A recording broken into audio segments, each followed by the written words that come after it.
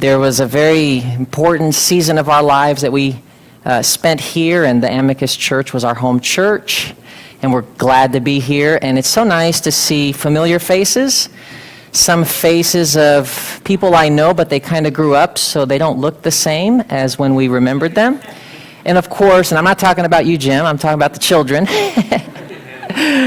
And especially new faces of people that were not here 5 years ago when we left. And I was just telling Melissa earlier today, it's just so beautiful to see out in the middle of nowhere in Central Virginia a multi-ethnic group like this. This is very unusual. And I just think that a multi-ethnic church is the most beautiful thing. The most powerful witness I think that our church can give to the world is when we are united as a multi-ethnic family. And, monocultural churches are okay because of languages. You have to sometimes have a Korean church and a Brazilian church and a Spanish church.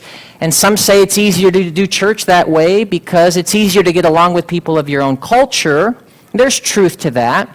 So when we can come together as various cultures, and we can actually get along because the Spirit of God is in our midst, it's a powerful witness to the world.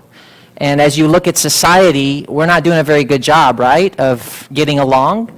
We're very fragmented and polarized, and so when God's people, coming from every continent in the world, and I would guess that today here in this church, just about every continent, if not every continent, is represented right here in this small church out in the country in Virginia. That's very unusual, and that's powerful. And Melissa and I love that. We left here 5 years ago. We went to Montana, took a call to pastor 2 churches, and going to Montana was like going to a different country. Every state, this is the 8th state now that we're going to live in. I will have lived in 8 states here in the United States, even though I'm not originally from here.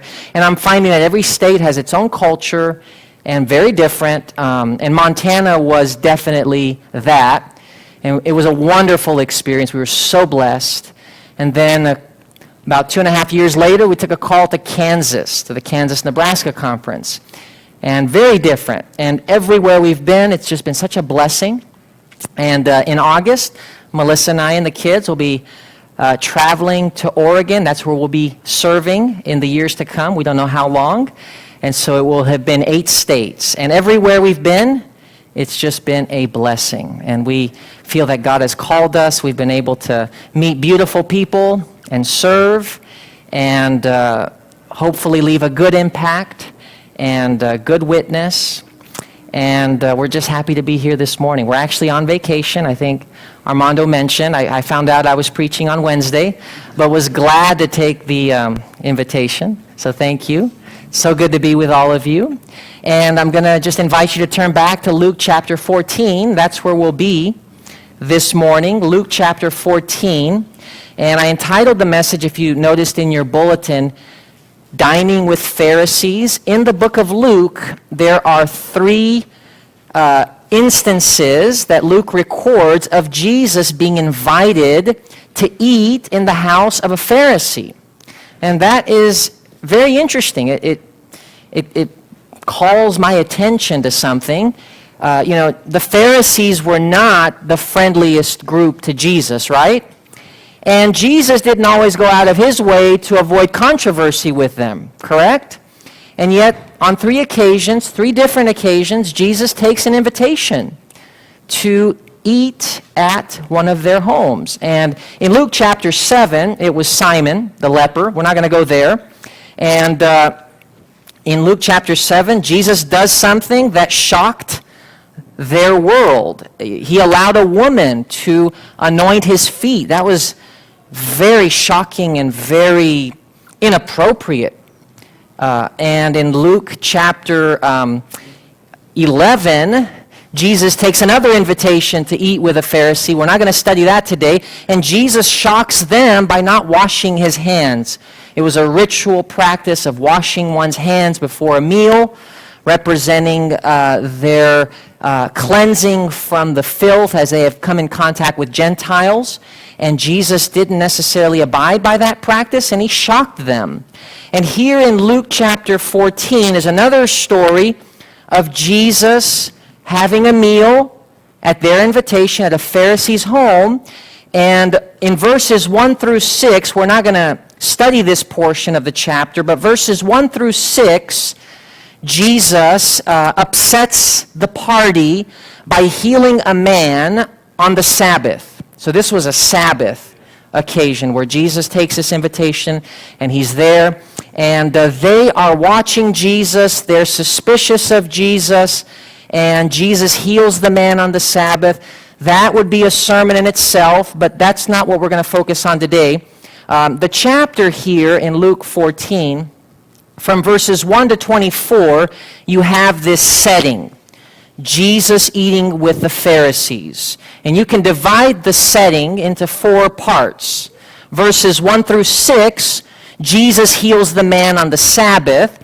And then Jesus tells 3 parables, all in the same setting. The first parable is given to the people that were invited, the guests. And that's what we're going to focus on today. The next part, Jesus gives some words of wisdom. He tells a parable to the host.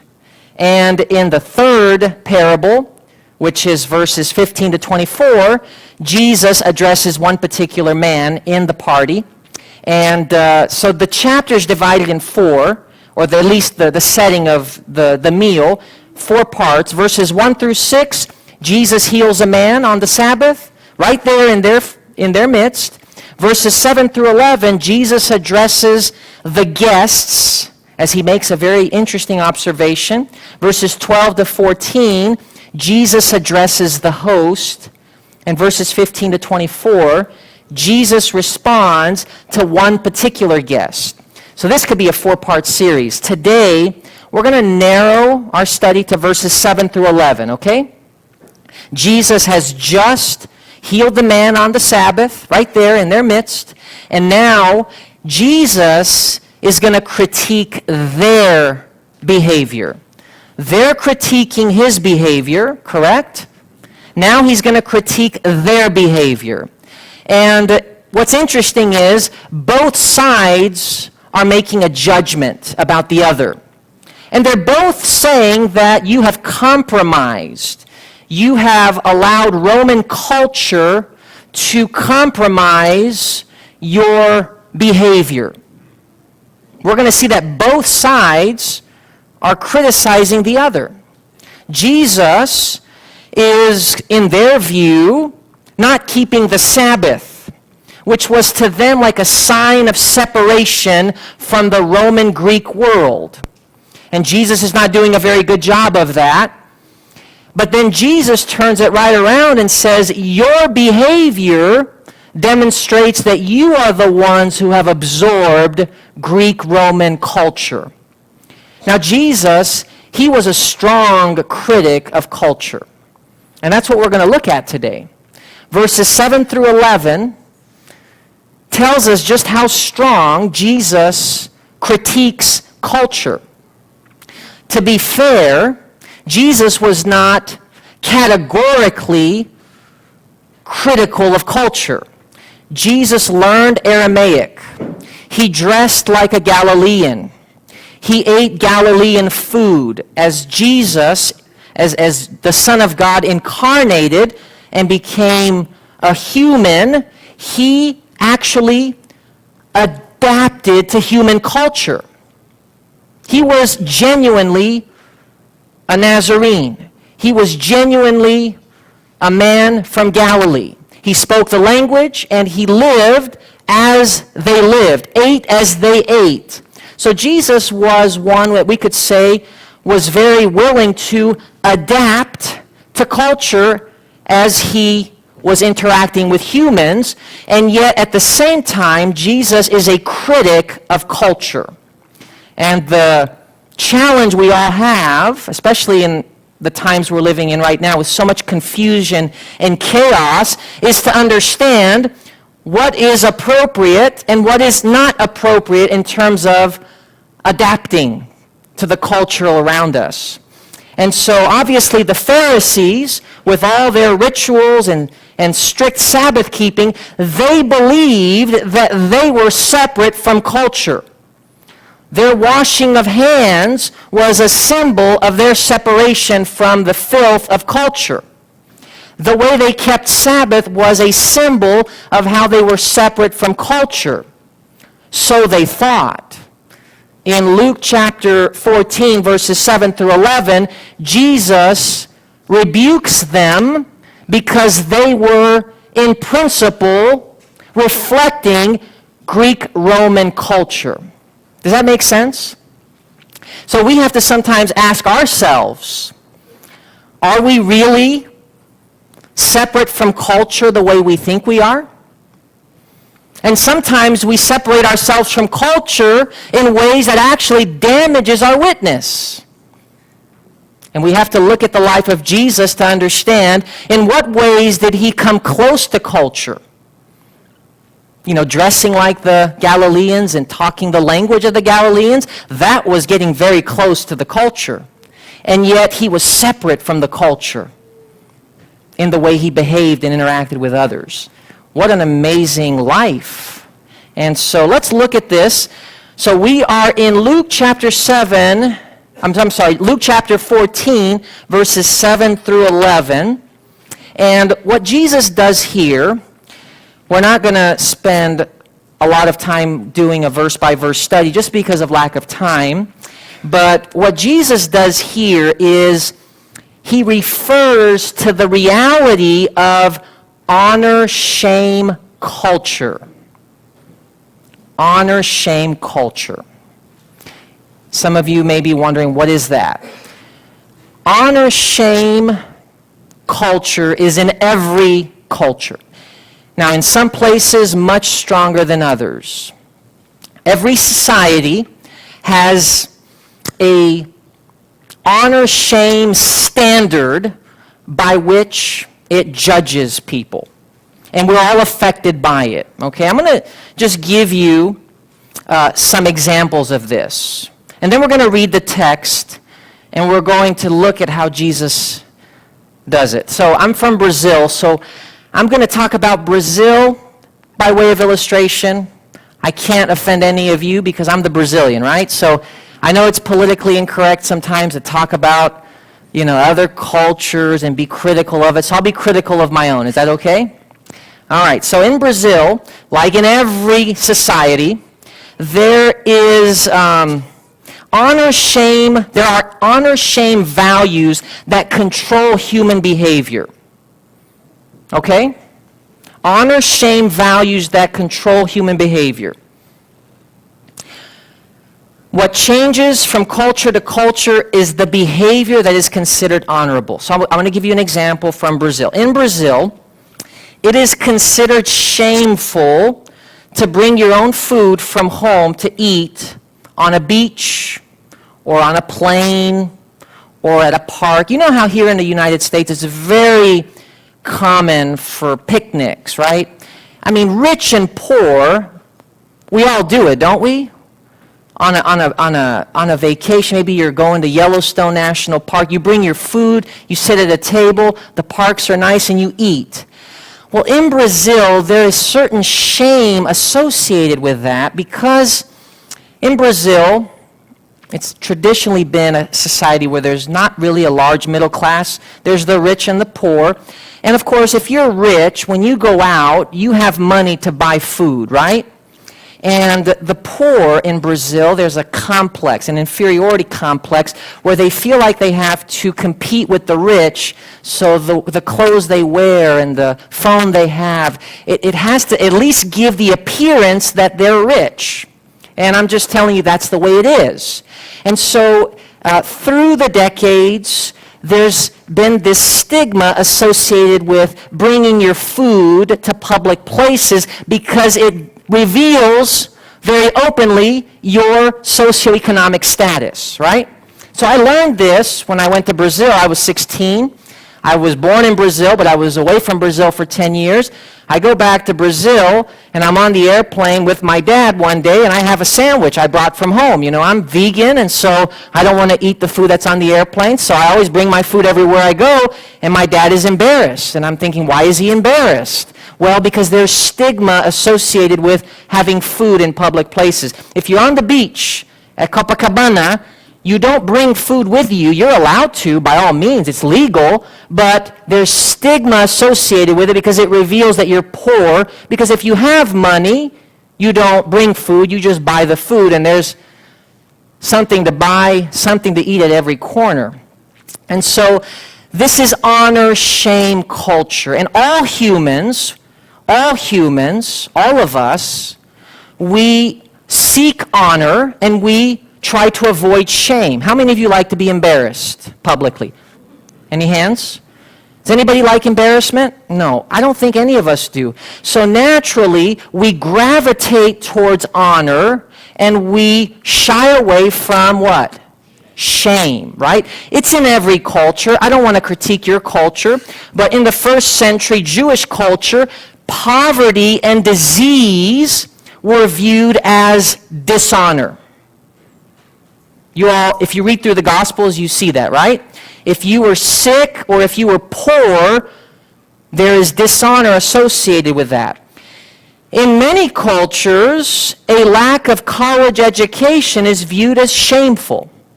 Isn't that right?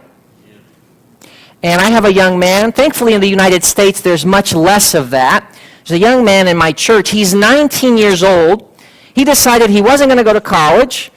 He has mastered a trade, and he's doing well financially, and he's paying off a mortgage at 19. Right?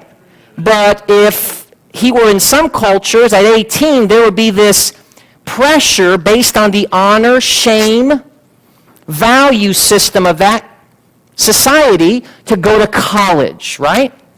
Interestingly, in some Adventist subcultures, there is shame placed on young people for going to college, right? And so it's interesting how that happens. On another subject, in the 1950s in the United States, it was kind of shameful for a woman to go to college and pursue a career, right? Ruth Bader Ginsburg, who just passed away, she was Supreme Court Justice. She talks about how when she went to Harvard, she was one of the few women studying, and there were no bathrooms for women because Harvard had traditionally been a male-only school. Notice how society shifts in its value system.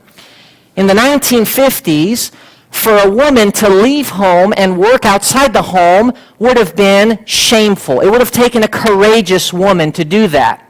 Now, my wife and other women who have chosen to stay home and homeschool kids, they have to go against the honor-shame value system of our culture, right? Today, it is dishonorable for a woman to be, quote-unquote, a homemaker. We don't even use that word anymore because there is what associated with it? Shame. So, Jesus understands that society fluctuates. And the honor-shame values of every society is rooted in sin. You understand what I'm saying? And so you plug it into your culture.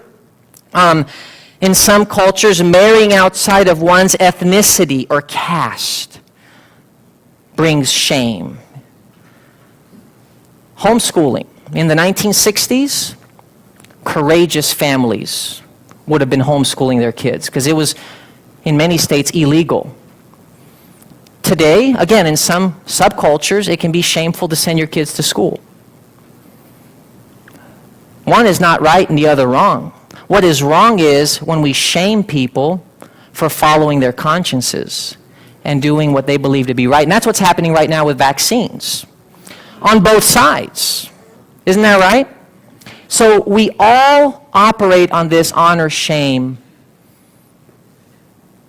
paradigm, which is really something that Jesus was turning upside down in his teachings and in his life. So let's look at this. Having said all of that, let's read the parable again. We're in Luke chapter 14, verses 7 through 11. And again, Jesus knows he's being judged, right? There isn't this open conflict, but he knows what they're thinking, right? He just healed a man on the Sabbath. In verse 7, Luke says, he told a parable to those who were invited, the guests, when he noticed how they chose the places of honor. And in some of your Bibles, they chose out the chief rooms. And it's not talking about rooms. That's Old English, talking about places. More correctly translated would be seats. And the meal would not have been served the way, homes today serve meals with chairs and a table. They were sitting on the floor, and the place of honor was closest to the host. Okay, so all of these guests, they're all hoping to sit in the best place. They're all hoping to sit in the place of honor. They're all hoping to avoid what, everyone? Shame. And Jesus says in verse 8, this is what Jesus says. This is, some wise saying of Jesus to this group. When you are invited by someone to a wedding feast, now again, Jesus, he's not in open conflict with them. He's reading their minds, right? He's reading their minds. He knows what they are thinking, and so he tells a parable to expose their way of thinking, and it gives us a window into that. When Jesus says, when you are invited by someone to a wedding feast, do not sit down in a place of honor, lest someone more distinguished than you be invited by him. And he who invited you both will come and say to you, give your place to this person, and then you will begin with shame to take the lowest place. But when you are invited, go and sit in the lowest place, so that when your host comes, he may say to you, friend, come up higher. Then you will be honored in the presence of all who sit at table with you. For everyone who exalts himself will be humbled, and he who humbles himself will be exalted. What is Jesus teaching here? He's teaching that those who seek honor will not find honor. And those who are not seeking honor will find honor. Do you see that?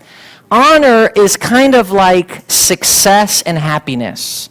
Those who find it are not those who are looking for it. It's just one of those moments where Jesus turns everything upside down. Honor must be given, not pursued or taken. Honor is illustrated in the lives of three Bible characters, Joseph, Mordecai, and Daniel. They were never aspiring to honor. They were faithful to God in the duties that were closest to them, and honor found them. And it was an honor that did not lead them to compromise the principles of heaven. There's so much we could say about this. But if we talk about honor, what these people were looking for, and what we're all looking for, is affirmation. That's what honor is about. I remember, wanting affirmation from my father. How many of you can relate to that? And how many of you appreciate affirmation? Isn't that something good, right? And that's what honor is. We're seeking affirmation from our peers and from parents, or maybe a religious group with which we are associated. And that desire for affirmation affects our behavior. And I believe Jesus is cautioning his audience to this. Jesus teaches that the only affirmation or honor that we should ultimately be concerned with is the one which comes from God. You think about it. We become slaves to a desire to be affirmed by others. And when God's affirmation on our lives becomes the primary concern, we experience freedom. I was a young person enslaved by peer pressure. I had to have certain shoes, and I had to drive a certain car, and I had to talk a certain way. And it's amazing how we are wired as humans in our fallen state to seek affirmation. These seats were not being sought for comfort or the quality of the food. They were sought because they wanted affirmation. So please open with me in your Bibles. We're just going to look at a few passages. And as we look at these passages, it will illustrate what we're talking about, and we'll bring this to a close, okay? But I need you to open your Bibles with me. I'd like for you to read these passages. As I read them, please follow along. Luke chapter 11, verse 43. And the following passages are going to give us a window into the Pharisees. That's the group Jesus is addressing. Luke 11:43, it says, "Woe to you, Pharisees, for you love the best seat in the synagogues and greetings in the marketplaces." Why did they love these best seats? What was it? What was motivating? Honor. Luke chapter 20, verse 46. Luke chapter 20, verse 46. I'm just going to go through this, and if we go too fast for you, just jot them down and look at them later, because we need to be liberated from this. All of us. We need freedom. Talk about victory over sin. This is victory. This is freedom. Freedom from worrying about what other people think of us. Luke chapter 20, verse 46. "Beware of the scribes who like to walk around in long robes and love greetings in the marketplaces and the best seats in the synagogues and the places of honor at feasts." And before we become critical of the Pharisees, let's remember that we do the same thing in different ways. Ultimately, we're craving the same thing they were craving: admiration of others. What motivated the Pharisees to choose the best seats, the most honorable places? Matthew 23, verse 5. Sorry if we're going fast. You may just want to listen and jot them down. Matthew 23, verse 5. Jesus said, "They do all their deeds to be" what, everyone? "Seen by others. For they make their phylacteries broad and their fringes long." And so our circumstances may be different. The situation has changed, but how many of us do what we do because other people are watching? The greatest test of character is how we behave when no one else is watching. And so your thoughts, right? Because that's what you don't often reveal to others, is a great test of character. We know that. Matthew chapter 6, verse 1. Matthew chapter 6, verse 1. "Take heed," Jesus said, "that you do not your alms before men, to be seen of them." Matthew chapter 6, verse 5. "And when thou prayest, thou shalt not be as the hypocrites are, for they love to pray standing in the synagogues and in the corners of the streets, that they may be" what? "Seen of men." Matthew chapter 6, verse 16.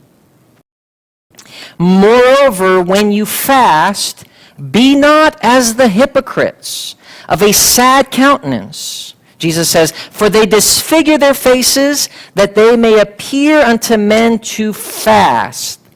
Verily I say unto you, they have their reward." Why is it so problematic to be so concerned with what others think? Let's look at John chapter 12, verse 42 and 43. The following passages are going to bring this closer to home. Again, we're critiquing the Pharisees, and it's easy to say, well, I don't wear phylacteries, and I don't pray standing in the synagogues, making a big show of my fasting. It's easy to just dismiss the whole thing, thinking the shoe doesn't fit. But if you have a preoccupation with what others think of you, other than the desire not to be a stumbling block to others, which is a godly desire, but if your concern is losing honor for your own self and other people's estimation, then that's slavery. And that's what we're talking about. And why is that so problematic? John 12, verses 42 to 43. It says, nevertheless, this is John's commentary here. Nevertheless, among the chief rulers also many believed on him. On who?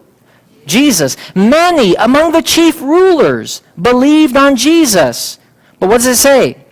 But because of the Pharisees, because of peer pressure, and even other manipulative mechanisms, because of the Pharisees, they did not confess him, lest they should be put out of the synagogue.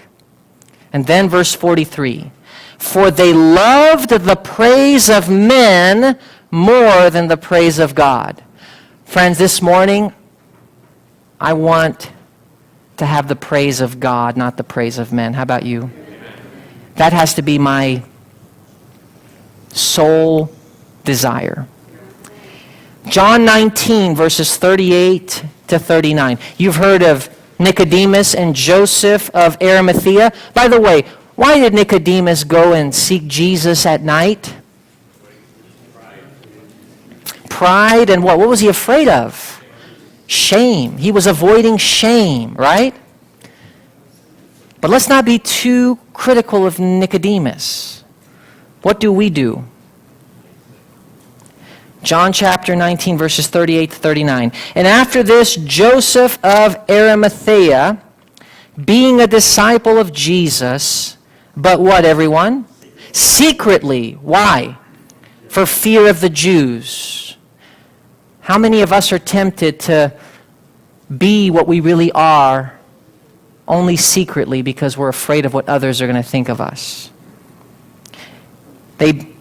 Joseph besought Pilate that he might take away the body of Jesus. And then it says, and Pilate gave him leave. He came therefore and took the body of Jesus. Verse 39, and there came also Nicodemus, which at the first came to Jesus by night and brought a mixture of myrrh and aloes, about 100 pounds weight. Let's go to Luke chapter 16, verse 15. We're coming to a close. Luke 16, 15. Two more passages. Luke 16:15. And he said unto them, ye are they which justify yourselves before men, but God knows your hearts. And look at this last line. For that which is highly esteemed among men is abomination in the sight of God. Could that be true today? You see, society is constantly shifting. What may have been honorable before is now shameful, and what might have been shameful before is honorable. And we cannot be enslaved by societal expectations as Jesus followers. John 5:44. Jesus asked this question, and this is the question we will leave with you today. John 5, verse 44.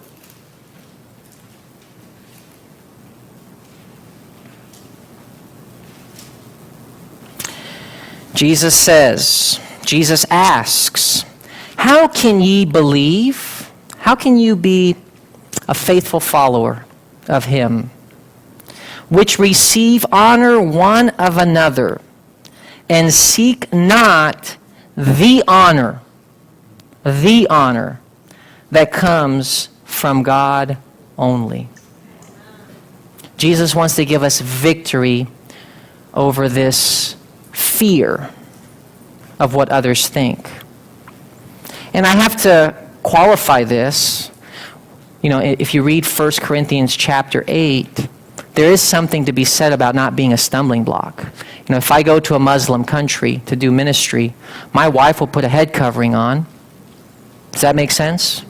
It's not a fear of what they think, but it's a desire to remove every stumbling block to minister to their souls.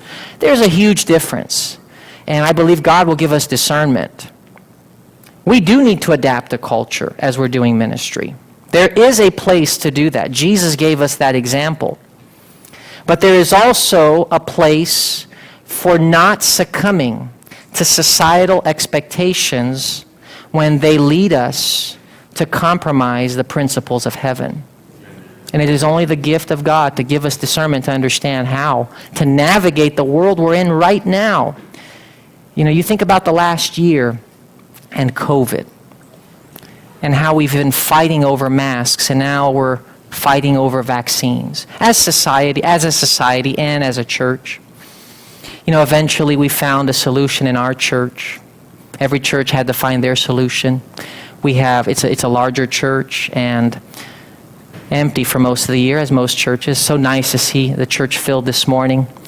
And eventually we just had to designate one side of the church for those that wear masks and the other side for those that don't. And there's a large space in between, and it's not the ideal solution.